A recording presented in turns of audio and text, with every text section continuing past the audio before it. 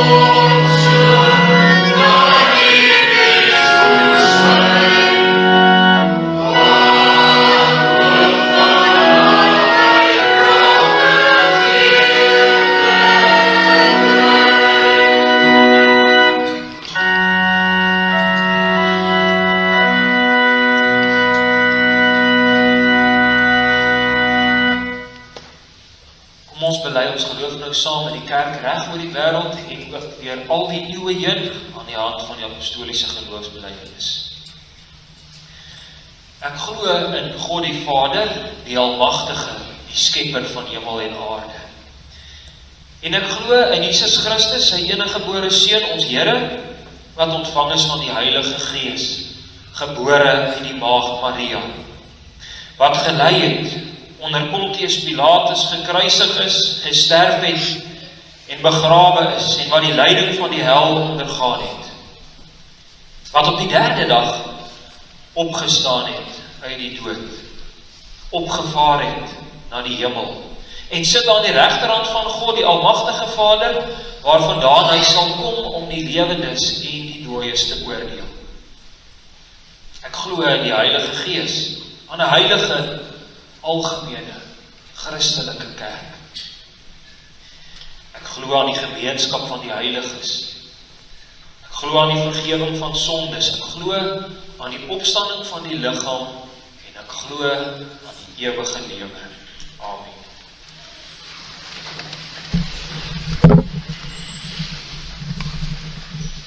Ons grootmoedig ons voor die Here en ons lees saam sy wet.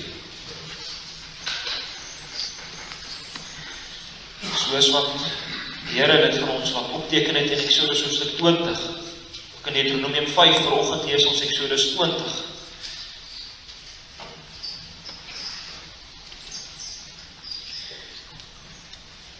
Toe het God al hierdie woorde gespreek en gesê: Ek is die Here jou God, wat jou uit Egipte land, uit die slawehuis uitgelei het. Jy mag geen ander gode voor my aangesig hê. Jy mag vir jou geen gesneede beeld of enige gelykenis maak van wat bo in die hemel is, of van wat onder op die aarde is, of van wat in die waters onder die aarde is. Jy mag jou voor hulle nie neerbuig en hulle nie dien nie, want ek, die Here jou God, is 'n jaloerse God wat die misdaad van die vaders besoek aan die kinders, aan die derde en aan die vierde geslag van die wat my haat, en ek bewys barmhartigheid aan duisende die wat my liefhet en my gebooie onderhou. Mag die naam van die Here jou God nie ydelik gebruik nie, want die Here sal die een wat sy naam ydelik gebruik nie ongestraf laat bly nie. Gedenk die Sabbatdag, dat jy dit heilig. 6 dae moet jy arbei en al jou werk doen, maar die 7de dag is die Sabbat van die Here jou God, dan mag jy geen werk doen nie, jy of jou seun of jou dogter of jou diensknegt of jou diensmaagd of jou vee of jou vreemdeling wat in jou poorte is nie. Want in 6 dae het die Here die hemel en die aarde gemaak, die see en alles wat daarin is, en op die 7de dag het hy gerus. Daarom het die Here die Sabbatdag geseën en dit geheilig. Here jou vader en jou moeder, dat jou dae verleng mag word in die land wat die Here jou God aan jou gee. Jy mag nie doodslaan nie, jy mag nie egbreek nie, jy mag nie steel nie, jy mag geen valse getuienis teen jou naaste spreek nie, jy mag nie jou naaste se huis begeer nie, jy mag nie jou naaste se vrou begeer nie, of sy diensknegt of sy diensmaagd, of sy os of sy esel, of iets wat van jou naaste is nie. Ons antwoord en ons sing ons Psalm 86, daarvan die eerste en die tweede vers, ook met die oog op voorbereiding. Die Here se nagmaal volgende week, sing ons ook hierdie Psalm 86, daarvan die eerste en die tweede vers, en daarna gaan ons saam met. Excuse dominee, ek het ook nie maak, ek het 68 op, dis jammer. Is op Psalm ook in? Want ons gaan 68 sing vers 8 en 9 bietjie verder aan. Ek het 68 1 en 2. Kom ons sing maar 68. Dit is wat op die boodskap gestaan. Kom ons sing 68. 68 vers 1 en 2. Oh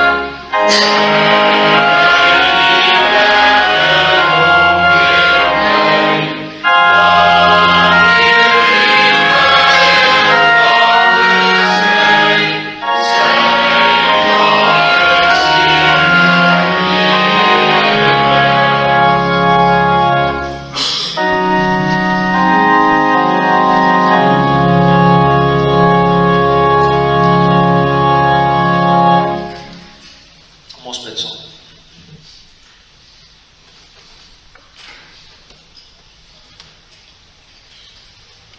Onse Vader in die hemele, Heer, U groot genade, wil U ons weer ontmoet hier vanoggend in die erediens. Hier is U groot werk wat U doen. Is U werk wat U ons versamel het en hier vanoggend weer saambring as 'n gemeente. U het ons geroep, kragtige werk.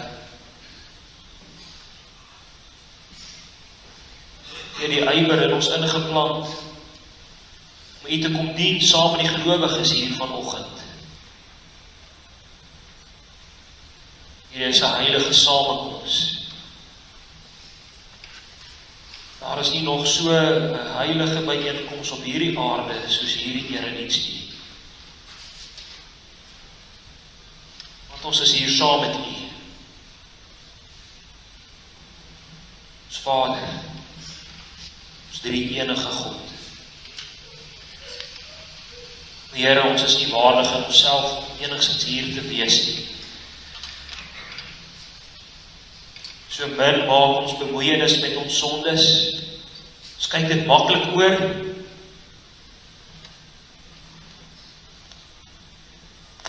Ons wil nie daarmee handel nie. Ons vertroetel hulle. Ons het dit gehoor vanoggend weer uit die wet uit. Vir ons na die sondes te gaan uitgrawe, dis 'n moeilike taak. Ons is afhanklik van U Gees, dat U dit kom doen, dat U ons bekeer, sodat ons onsself kan bekeer. En onsself dink ons meermale, ons is nie sulke slegte mense nie. Partykeer sal ons selfs ons lewens in oënskou neem en dit dat daar verbygegaan en dat ons nie gesondig het nie.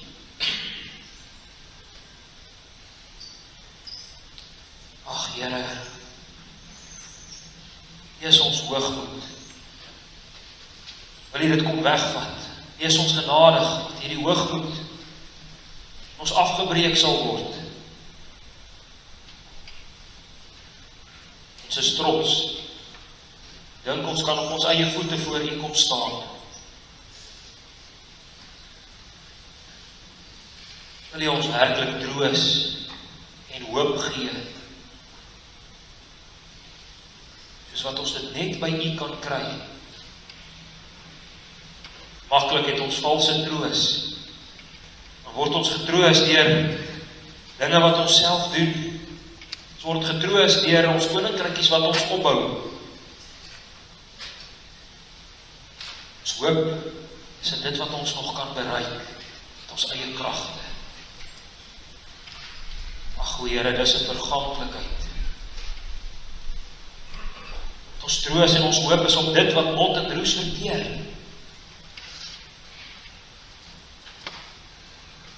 Daarom smeek ons dat U nou ook hierdie erediens ons aan U drie enige God sal bind, sal vasmaak. Mag ons U ken in hierdie erediens. Mag U deur die woord tot in ons murg en in ons bene insny.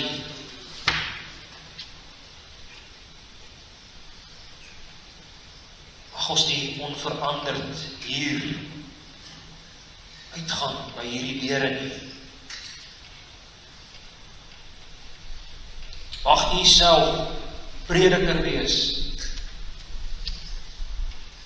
Mag U self deur die Gees met ons hier saam wees. Mag U as die enigste God hier in ons midde opreis en mag ons U heerlikheid aanskou en mag dit ons verwondering wees. Dit alleen. Ons smeek dit in ons middelaar en ons verlosser Jesus Christus se naam. Amen.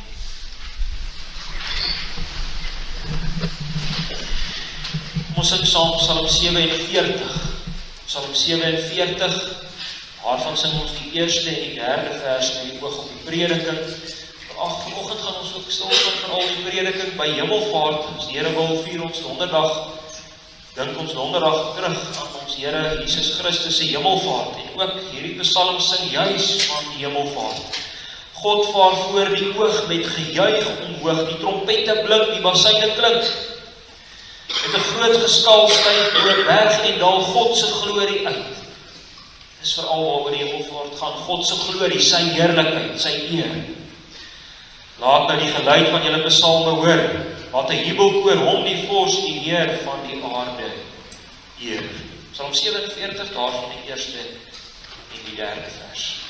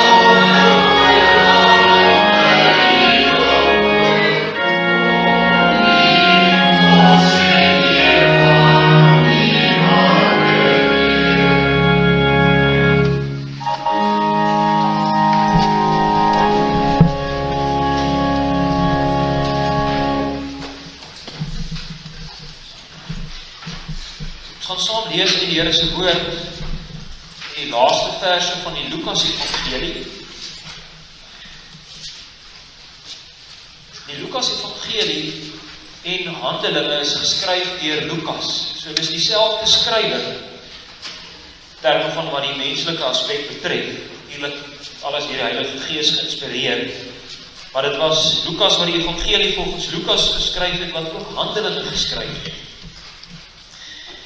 En Lukas eindig sy evangelie in die Hemelvaart, maar hy begin die Handelingebrief ook weer met die Hemelvaart. En ons gaan altyd die gedeeltes lees, die laaste versie van die Lukas evangelie, Lukas 24, vanaf vers 50, en dan gaan ons baie na Handelinge 1.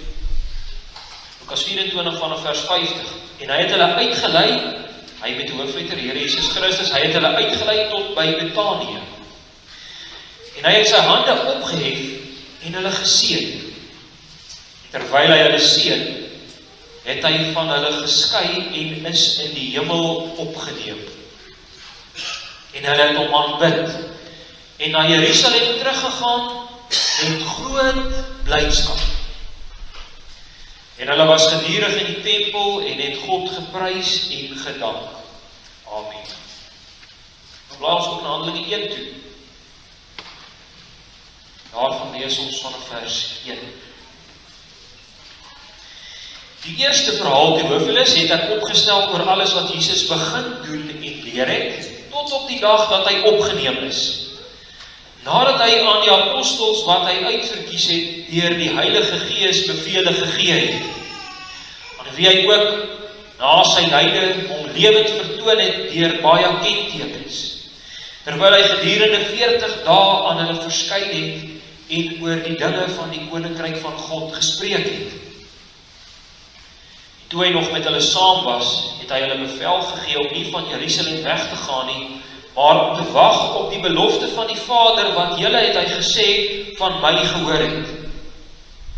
Want Johannes het wel met water gedoop, maar julle sal met die Heilige Gees gedoop word nie lank na hierdie dae nie.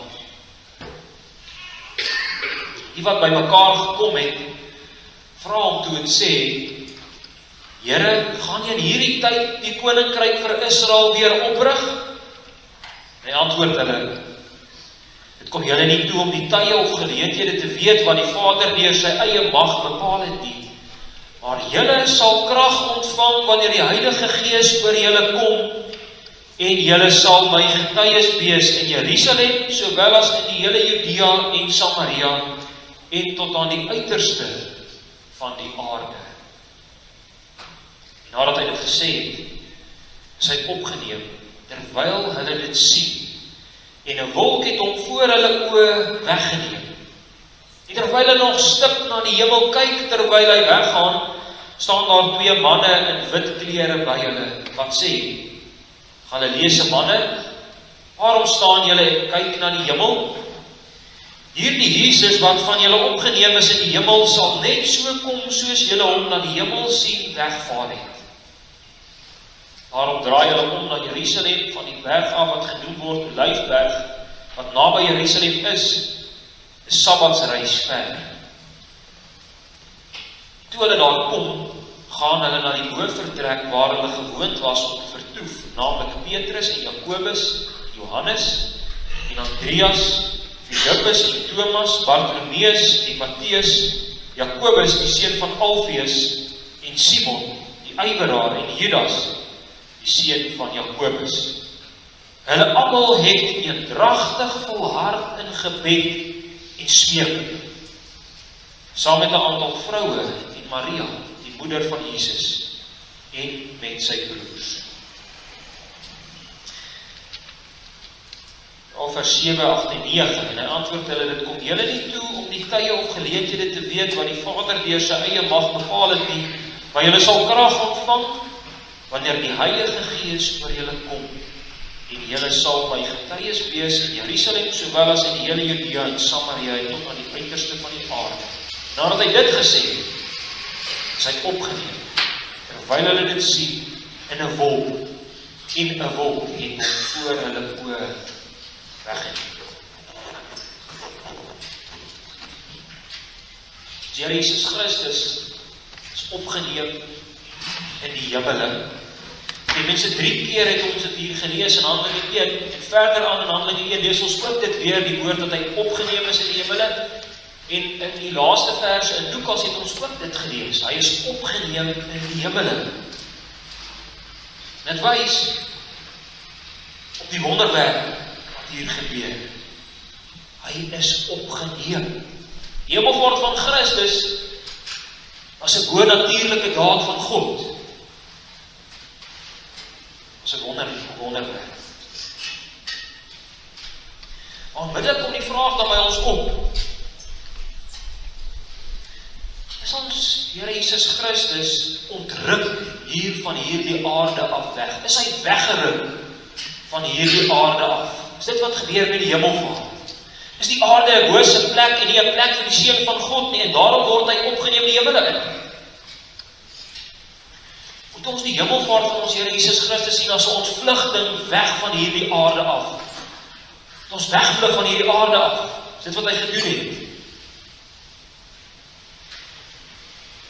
So baie keer waar ons is, nie waar nie, geliefde, sou graag hierdie aarde wou ontvlug om by ons Here te wees. Ons sug en ons verlang om met ons woning uit die hemele oorkleed te word.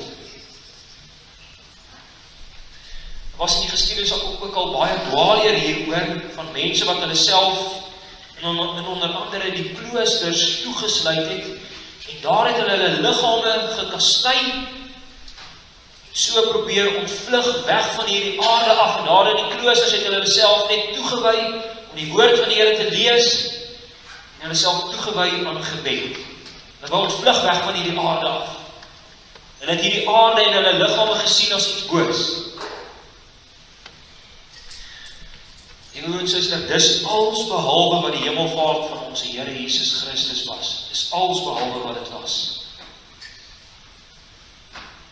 Dit was immers juis op hierdie aarde wat ons Here Jesus Christus kom lewe het. En hier het hy die weg van lyding en smarte ingegaan op die kruis, vir jou en vir my, om ons perfekte middelaar te wees. Hier op die aarde.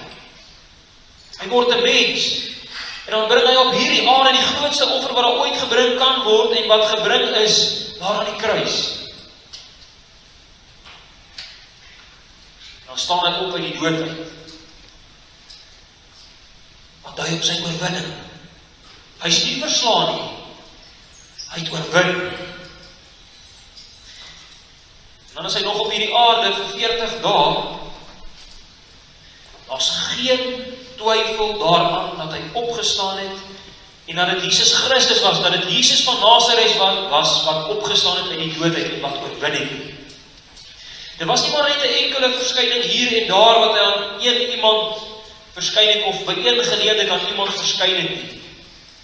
Hy het hom lewend vertoon deur baie kentekens. Lees ons in Handelinge 1 het ons gelees in vers 3.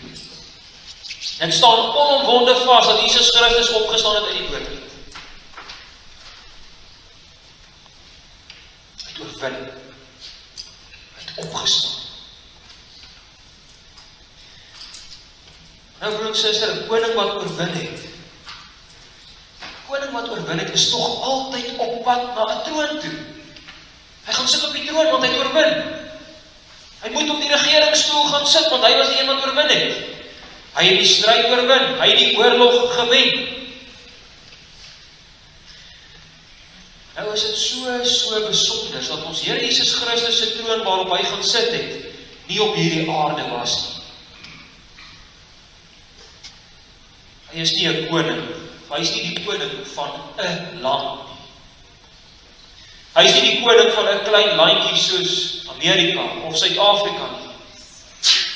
Watter land ook al nie. Hy is nie die koning van 'n enkele nasie op hierdie aarde nie, of hy is nie die koning van 'n volk op hierdie aarde nie. Sy troon is nie op hierdie aarde te vind nie. Hy rig nie die koninkryk op vir etniese Israel of vir etniese Afrikaners nie.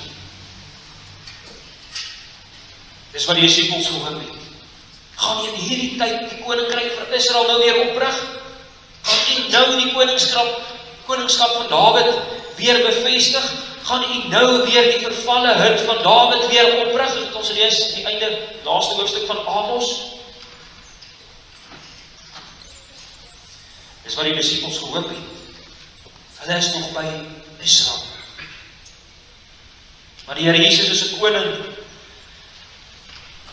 wat ons die volle grootte nie sal kan meer klaar kry op hierdie aarde nie. Op hierdie aarde sal ons nie klaar kry met ons groot koning en ons verlosser nie. Want sy troon is nie net oor elke land op hierdie aarde nie. Al is dit hoe groot, dat sy troon oor elke land op hierdie aarde, nee, sy troon is nie net oor 'n nasie of 'n volk op hierdie aarde nie, sy troon is oor hierdie hele kosmos en oor hierdie hele skepping. Ons Here en ons koning vaar op die hemele in, en dan gaan sit hy op die grootste troon wat daar is, in hierdie kosmos. Hy gaan sit aan die regterhand van die Vader. Hierdie hele skepping word aan hom onderwerp. Hy is die een wat die offer gebring het om die mens weer met God te versoen. En om so ook die skepping dan uit haar versigtiging te begin red. Suster, sien jy hoe groot is jou koning en jou Here en jou verlosser? Jy dien nie 'n klein Here nie. Jy dien die koning wat koning is van hierdie ganse skepping. En dit beteken dan ook dat geen een van die beloftes wat hy beloof het vir hom ontoereikend is nie. Dus geen ding wat hy beloof het is vir hom te groot. Niks is vir hom onmoontlik nie. nie bevrees of verskrik wees, asof jou verlosser nie kan sorg nie. Hy is koning oor hierdie hele skepping.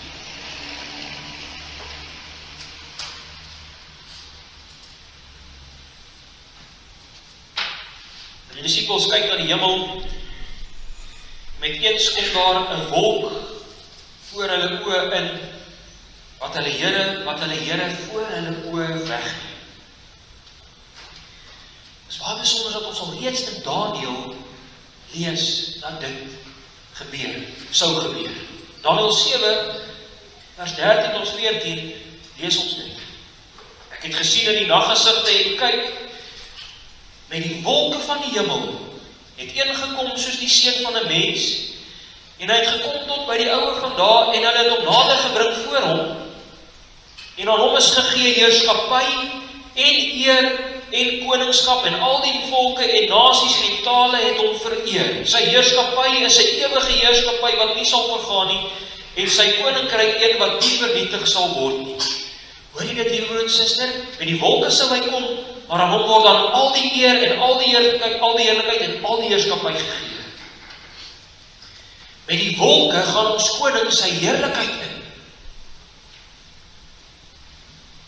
As ons van wolke hier lees, dan dink ons onmiddellik terug aan die tent van samekoms, ons dink terug aan die tabernakel. Die laaste hoofstuk Eksodus 40 lees ons dit veral, waar die hele tabernakel gevul word met die wolk, wat dan die Here se heerlikheid is, soveel so dat Moses nie daar die tabernakel kan ingaan om daar diens te doen nie. Later met die tempel, in 1 Konings 8, lees ons weer dieselfde as die tempel ingewy word. Maar die tempel word gevul met 'n wolk, wat die heerlikheid van die Here is, en dan kan die Levitiese priesters nie ingaan om daar diens te doen nie. Want die Here se heerlikheid is daar die hele tempel vol. Dit is te glansryk en te heerlik.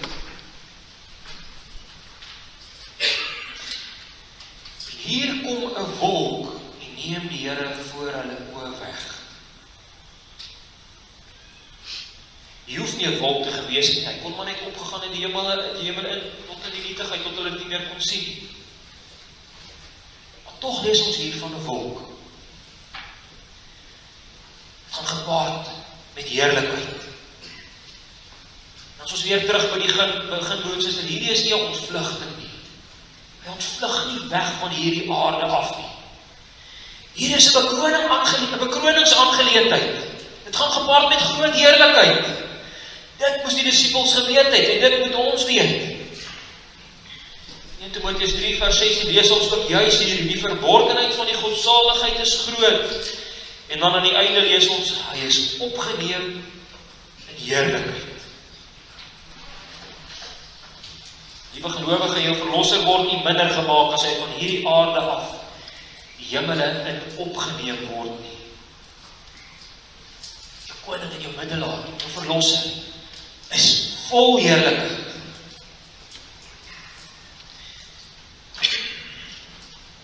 Die asemrowende van die evangelie is dat hierdie heerlikheid van Christus nie net vir die gelowige 'n feit is nie.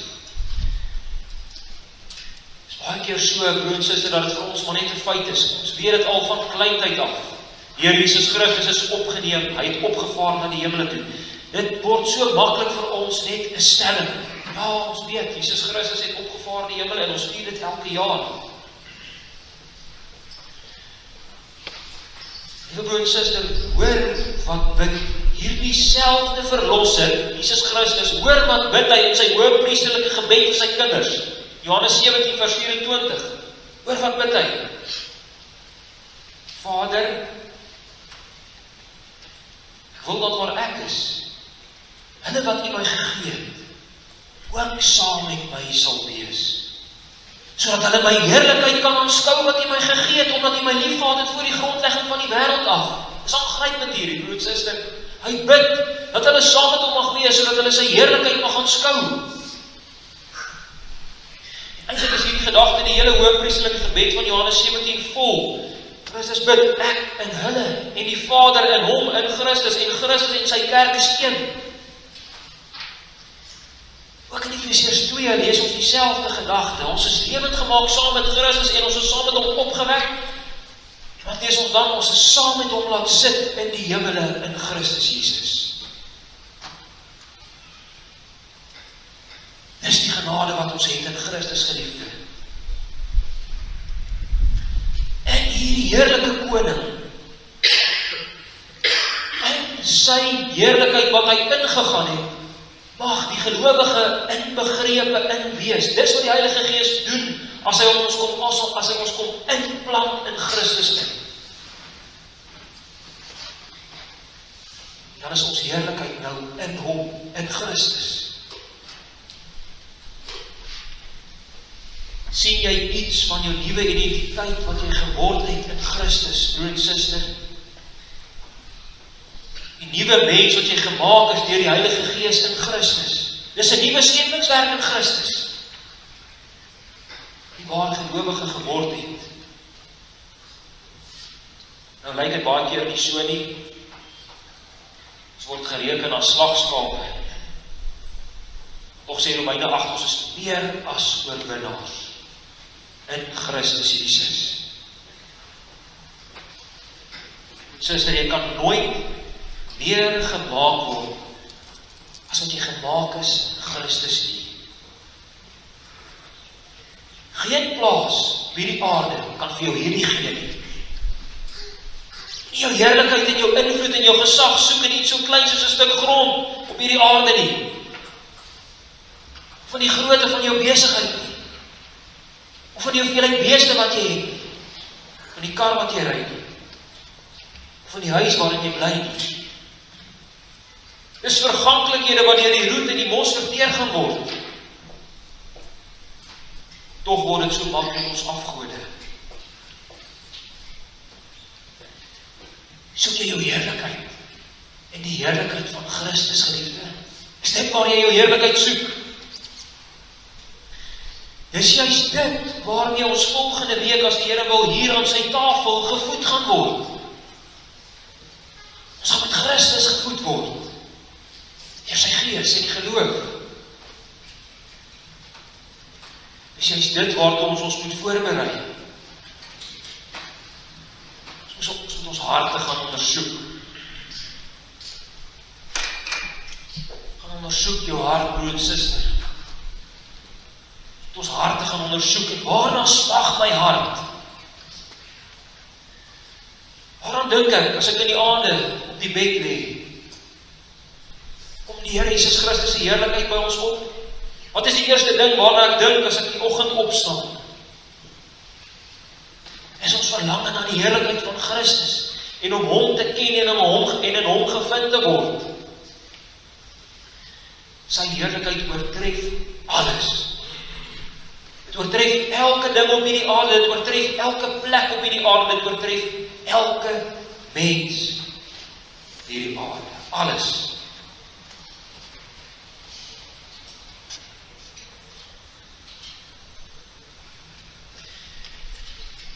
Baie keer sal 'n mens hoor dat mense sê, dis hartseer dat die Here Jesus nie meer hier op hierdie aarde is nie. Soms dink mense dat die gelowige van vandag agter staan in terme van die gelowige toe die Here Jesus Christus hier op die aarde was. En ek dink dit sou beter gewees het as die Here Jesus Christus nog op hierdie aarde was en as ons saam met hom op hierdie aarde kon wandel. Partykeer sal jy selfs hoor dat mense sê dit sou beter gewees het om in die Ou Testamentiese tyd te lewe waar ons nog die Here se wonderwerke kon sien en beleef. Hoe hy die see oopkleef byvoorbeeld. Die volk daar deur die see gaan. Soms verlang mense na daardie tye en hulle dink daardie tye was beter. Iets soortgelyks lees ons ook in Johannes 16 met die disippels.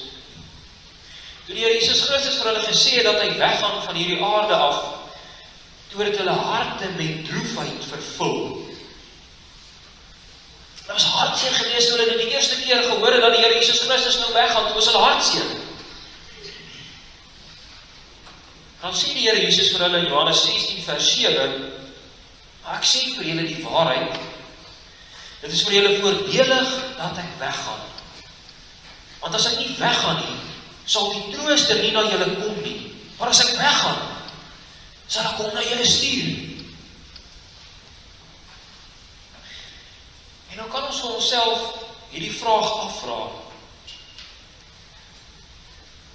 Hoekom is daar by my hierdie gedagte dat dit beter op hierdie aarde sou wees as die Here Jesus Christus hier gebly het? Hoekom dink ons dat dit beter sou gewees het as hy op hierdie aarde gebly het en as ek nou op hierdie aarde saam met hom kon gewandel het? Al was hy net een mens op hierdie hele aarde en sou ons miskien nie eers ooit hom gesien het nie. Hoekom dink ons dit? Een antwoord op hierdie vraag is baie duidelik uit Johannes 16 en ook hier uit Handelinge 1 uit. Ons ken nie meer die werk van die Heilige Gees nie. Ons ken nie meer die persoon van die Heilige Gees nie. En dis dan ook gelyk daaraan om te sê, ons ken God nie meer nie. God is wel 3 persone, ja, maar hy is een God. Here Jesus Christus gaan sy heerlikheid die hemele in. Hy gaan weg van sy disippels af. En wat is dan sy heel laaste woorde wat hy vir hulle sê? Wat sou jy gedink het, geliefdes, sou die heel laaste woorde wees van die grootste koning wat op hierdie aarde gelewe het? Wat sou die laaste woorde gewees wat hy gesê het op hierdie aarde? Wat 'n groot oomblik! Wat sal hy sê? Sal hy miskien sê, moet my nie vergeet nie, ek gaan nou weg van julle, maar moet my nie vergeet nie. Sou miskien gepas gewees het. Of sou hy vir hulle gesê het, gaan werk nou baie hard. Hier het ek nou begin om my koninkryk hier op hierdie aarde op te rig, ek het die offer klaar gebring, gaan werk julle nou hard, en vat julle 11 disippels nou my werk verder. Wat sê hy? Hy sê vir hulle, julle sal krag ontvang wanneer die Heilige Gees oor julle kom. En julle sal my getuies wees in Jerusalem, sowel as in die hele Judea en Samaria en tot aan die uiterste van die aarde. Here Jesus Christus kom met 'n belofte aan sy disippels. Let mooi op, liewe broer en suster, hier is geen opdrag hier nie. Hier is geen imperatief hier nie. Hier is geen opdrag hier wat die Here Jesus vir sy disippels sê. Hier is 'n belofte wat gemaak word en die gevolge van hierdie belofte word uitgestip. Hy gee vir hulle 'n belofte. Die Heilige Gees sal oor julle kom en dan sal julle krag ontvang. Dit is wat hy sê vir hulle. Sien jy, geliefde, wie doen die groot werk? Die onus rus nie op ons nie. Die Heilige Gees gee die krag en dan sal hulle getuies wees. Nie, hier staan nie, hulle moet getuies wees nie, dan hier staan, hulle sal getuies wees. Hulle sal dit wees. Die Heilige Gees sal hulle daartoe bring deur sy krag. Tegelijkertijd is dit ook net so opvallend, wat is die opdrag wat die Here Jesus vir sy disippels gee? Wat sê die Here Jesus vir sy disippels? Hy sê vir hulle, julle moet wag. Julle moet wag op die belofte van die Vader. Moenie gaan om te gaan verkondig nie. Hulle moes wag. Natuurlik beteken dit nie dat ons moet wag met ons koninkrykswerk vir die perfekte tyd nie, want dan sal dit nooit gebeur nie. Maar sonder die Gees se kragtige werk in hulle, moes hulle wag. Hulle kan hierdie nie in hulle self doen nie, hulle kan hierdie uit hulle eie krag uit doen nie, dis geensins moontlik nie. Sonder die Heilige Gees se werk sou hulle werk nietigheid gewees het.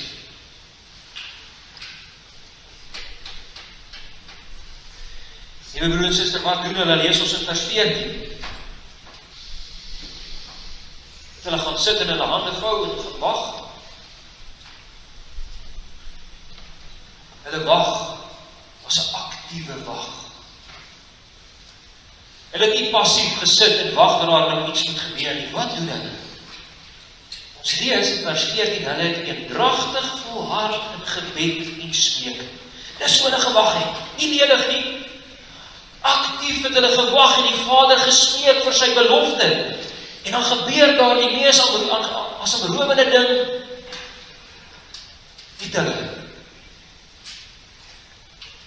God se koninkryk kom op hierdie aarde met groot krag. Wanneer die Heilige Gees in Handelinge 2 uitgestort word. Dis waarvoor hulle gebid het, vir hierdie belofte, en dan gebeur dit. Die broers en susters, sien jy die krag en die grootheid van gebed? Dit is so opvallend dat ons dit reg deur lees, Lukas en Handelinge. As jy hierdie weer lees, broers en susters, let op hoeveel keer lees ons van gebed. Gaan kyk maar. By elke groot heilshistoriese gebeurtenis waarvan ons lees in Lukas en in Handelinge, voor elkeen van hulle het die gelowiges saamgekom om te volhard in gebed. Voor elke groot ding wat gebeur, lees ons die gelowiges het gebid.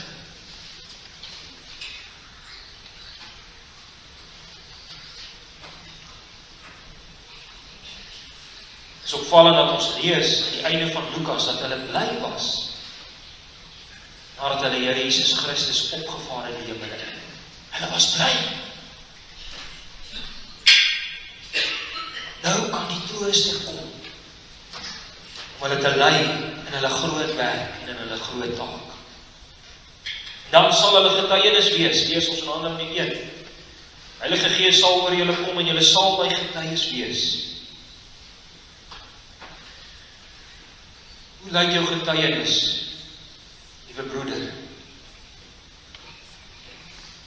hoe lyk jou getuienis, liewe suster? Jou lewe getuig altyd. Jy is 'n getuienis waar jy gaan. Ons getuig oral oor. In alles wat ons doen en in alles wat ons sê, is ons 'n getuienis. Is dit 'n getuienis van die Heilige Gees wat uitgaan, of is dit 'n getuienis van die duiwel en die bose wat uitgaan? Dis die groot vraag en die selfondersoek wat ons moet gaan doen. Dit is so om te getuig vol van die Gees in hierdie wêreld vandag is nie maklik nie. Dit weet ons baie goed. Ons voel so maklik nutteloos. Ons kom sommer vinnig daaraan, voel ons maar, dit wat ek doen is so nutteloos, dit beteken so min, dit lyk asof dit so min 'n invloed het in hierdie wêreld.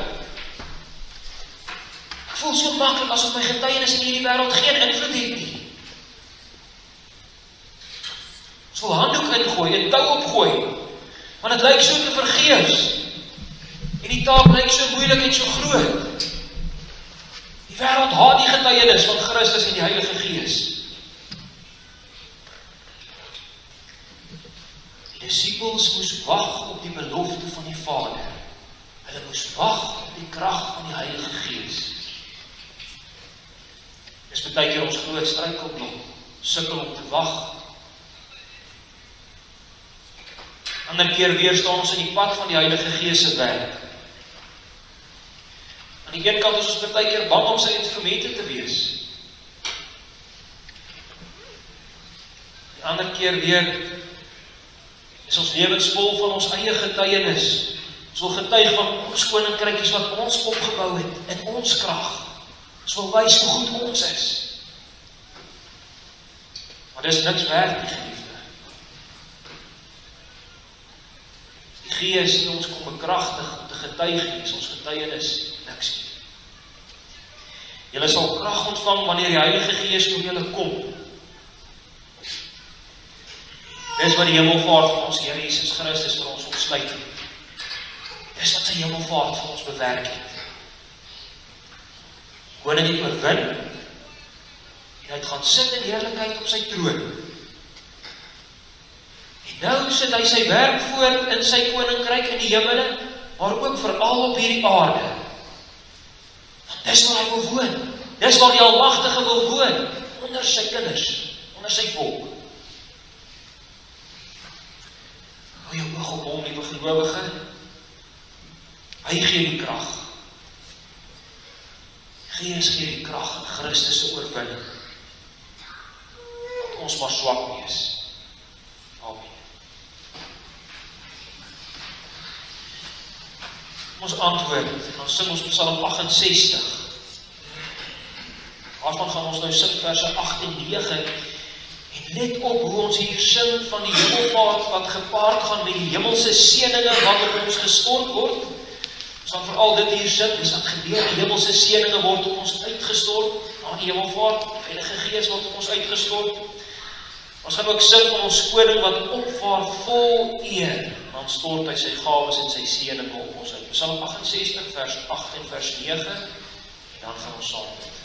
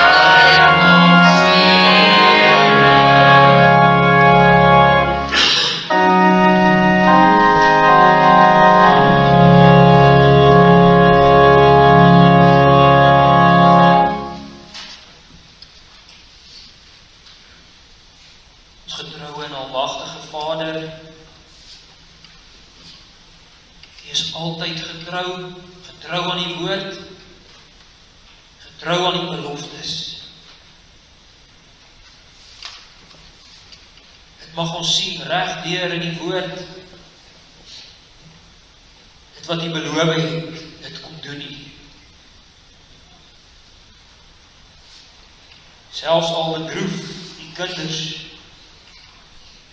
verskriklik. Dink maar net aan Petrus, die 3 keer verloon het.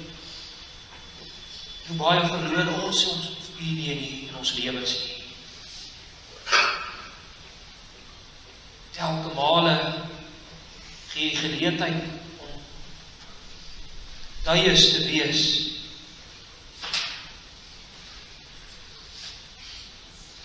Telke male bedroef ons nie. Here, al het ons daardie geleenthede al verleer om dit heeltemal mis te kyk. Ons lewe raak maklik verknog aan hierdie aarde. Ons jaag maklik aardse skatte na. En ons staan diep afhanklik van U. Om ons uit hierdie greep los te ruk. Ons smeek die Here, die ons liefde, 'n ywer en 'n inspanning sal gee vir die woord. Ons bly by die Here, teen ons sal werk deur die Heilige Gees wat nodig is, sodat ons as gesinne weer saamkom rondom die woord. Ag, o Here, lewens het saamgekom rondom 'n televisie, rondom skerms. Ons pleit die ons daarvan kan losmaak. Wys ons die heerlikheid, sodat ons weer mag saamkom rondom die woord. Dis die lig vir ons pad. Ons dink maklik, ons kan self die dinge maak werk.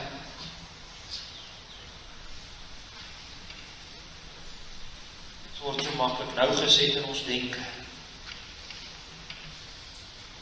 Rig ons as 'n gemeente om 'n getuienis te wees in ons dorp en omgewing. As gemeente kom ons saam om hier te pleit vir die werk van die Heilige Gees. Waar ons daarvan om die Gees uit te blus. Waar ons daarvan om die Heilige Gees te bedroef nie. Here, ons dankie vir die milde seëninge. Hier mag ons vandag U in die erediens kom ontmoet, saamkom U te bid as gemeente, om saam te kom, om U woord vir U te sing, saam te kom, om U stem te hoor. Dis groot genade, o Here. Wek ons tog op in U. Ons bid en ons smeek hierdie groot werk reeds gedoen is.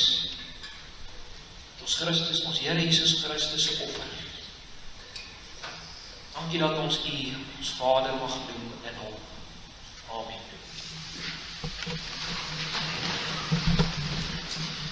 Kom ons sing saam Skrifbreuke 44, die ander boekies is in Skrifbreuke 15.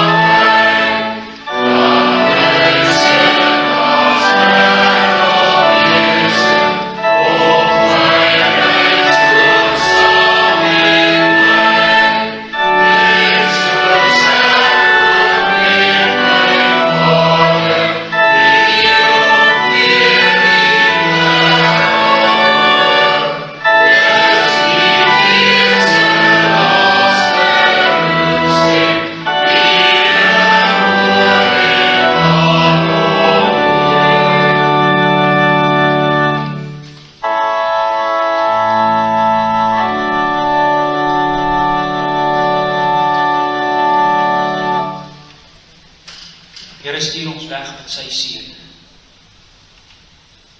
Here sal jou seën en jou behoed. Here sal sy aangesig oor jou laat skyn en jou genadig wees. Here sal sy aangesig oor jou verhef en aan jou sy vrede gee. Amen.